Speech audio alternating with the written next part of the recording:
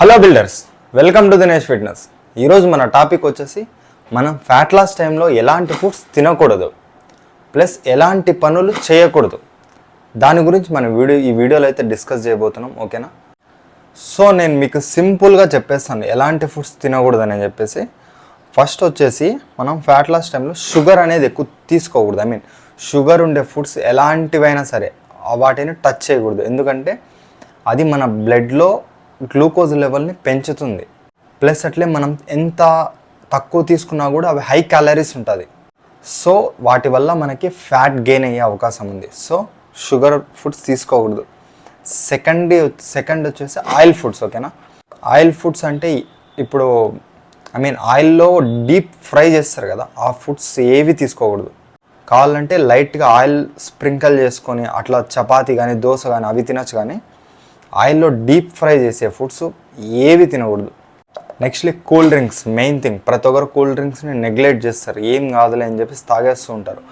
మీరు ఒక 250 ml చిన్న కూల్ డ్రింక్ బాటిల్ అయినా కూడా దాంట్లో ఎంత లేదన్నా ఒక 15 to 20 grams ఆఫ్ షుగర్. అంతెందుకు, వాడే వెనకాల మెన్షన్ చేసి ఉంటాడు ఎన్ని గ్రామ్స్ షుగర్ ఉందని చెప్పేసి. ఒకసారి చూస్తే మీరే షాక్ అవుతారు. దాంట్లో షుగర్ తప్ప ఇంకేం ఉండదు.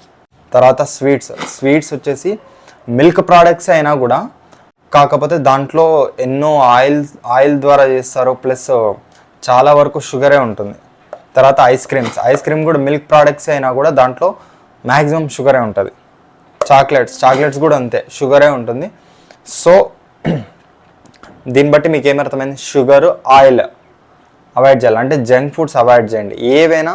ప్లస్ ఎక్కువ ప్రాసెస్ చేసిండే ఫుడ్స్ తినకూడదు.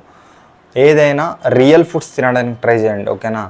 ఎక్కువ ప్రాసెస్ చేసిండేటివి అలాంటివి అవాయిడ్ చేసేయండి. ఇంకా చాలా ఉన్నాయి, మీకు సింపుల్గా నేను చెప్పినాను. షుగర్ ఉండే foods, oil foods, junk foods. ఓకేనా? ఇవి అవాయిడ్ చేయాల. ప్లస్ ఫ్యాట్ లాస్ టైంలో చాలామంది చేసే తప్పు ఏమంటే క్యాలరీస్ని మెజర్ చేయరు సరిగ్గా. ఇప్పుడు కొంతమంది ఎలా అంటే, ఇప్పుడు నేను ఒక 100 grams ఆఫ్ రైస్ తినమని చెప్తే వాళ్ళు వచ్చేసి 100 grams ఆఫ్ రైస్ కదా అని చెప్పి వాళ్ళంతకు వాళ్ళు అజ్యూమ్ చేసుకొని ఒక కప్ వేసుకొని ఈ కప్లో 100 grams ఉంటాయి అంటారు. కప్ ఏమైనా ఇంత ఉంటుందా? ఇంత ఉంటుంది. దాంట్లో ఎంత లేదన్నా 300 grams రైస్ వచ్చేస్తుంది. సో మీరు ఏదైనా ఫుడ్ వేయింగ్ స్కేల్ మీద మెజర్ చేసుకోవాలి. అప్పుడే మీకు తెలుస్తుంది మీరు ఎంత తింటున్నారని చెప్పేసి. ఏదైనా 1 gram అయినా కూడా మీరు మెజర్ చేసుకోవాలి. అప్పుడే మీకు కరెక్ట్గా జరుగుతుంది మీ ఫ్యాట్ లాస్ అనేది. మీరు ఎప్పుడైనా ఇప్పుడు బయటకు వెళ్ళేసి చిన్న ఒక జ్యూస్ తాగితే ఏముంది, ఒక గ్లాస్ జ్యూసే కదా అంటే అది ఏ ఫ్రూటో మనకు తెలియదు కదా, దాంట్లో 150 to 300 calories ఉండొచ్చు. అట్లా నువ్వు డైలీ ఒక 3 to 4 times బయట అట్లాంటి చిన్న ఫుడ్ తిన్నావు అనుకో, నీకు చాలా వరకు క్యాలరీస్ ఇంక్రీజ్ అవుతాయి. సో క్యాలరీస్ మెజర్ చేయడం కంపల్సరీ. ఫుడ్ వేయింగ్ స్కేల్లో మీరైతే మెజర్ చేసుకోవచ్చు ఏదైనా సరే. దాన్ని మీరు ట్రాక్ చేయాలంటే చాలా యాప్స్ ఉన్నాయి. ఒకవేళ ఆ యాప్స్కి మేము మనీ కట్టలేం అని అనుకుంటే మీరు గూగుల్లో సెర్చ్ చేస్తే చాలు. ఇప్పుడు సపోజ్ నేను 100 grams of rice how many calories, లేకపోతే 100 grams of rice nutrition value ఒక చార్ట్ వస్తుంది. దాన్ని మీరు ఒక నోట్బుక్లో రాసుకోండి, లేకపోతే స్క్రీన్ షాట్ తీసుకోండి. అది మీరు డైలీ చూసి మీకు మైండ్లో ఉండిపోతుంది. అర్థమైంది? క్యాలరీస్ ట్రాక్ చేసుకోవడం అయిపోయింది. ఇంకా చేయకూడని పనుల్లో వచ్చేసి స్మోకింగ్. ఓకేనా? స్మోకింగ్ ఎందుకు చేయకూడదు అంటే, స్మోకింగ్కి ఫ్యాట్ లాస్కి ఏంటి సంబంధం అని మీరు అనుకుంటా ఉండొచ్చు. ఇప్పుడు మన బాడీ ఉంది, మన బాడీ వర్క్ అవ్వాలంటే మనకు కావాల్సింది ఎనర్జీ. ఆ ఎనర్జీ రిలీజ్ కావాలంటే మనం ఫుడ్తో పాటు ఆక్సిజన్ తీసుకుంటాం కదా, అది వచ్చేసి ప్రతి సెల్లో ఎనర్జీ రిలీజ్ అవ్వడానికి యూజ్ అవుతుంది. ఓకే, ఇప్పుడు మనం స్మోకింగ్ చేసే వాళ్ళు ఏం చేస్తారు? కార్బన్ మోనాక్సైడ్ని తీసుకుంటారు. లంగ్స్లో కార్బన్ మోనాక్సైడ్ పోతుంది ఆక్సిజన్ బదులు.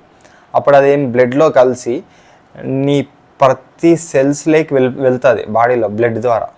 అప్పుడు ఏం జరుగుతుంది? ఎనర్జీ రిలీజ్ కాదు. ఓకేనా? నీ ఫ్యాట్ బర్న్ ప్రాసెస్ స్లో అయిపోతుంది.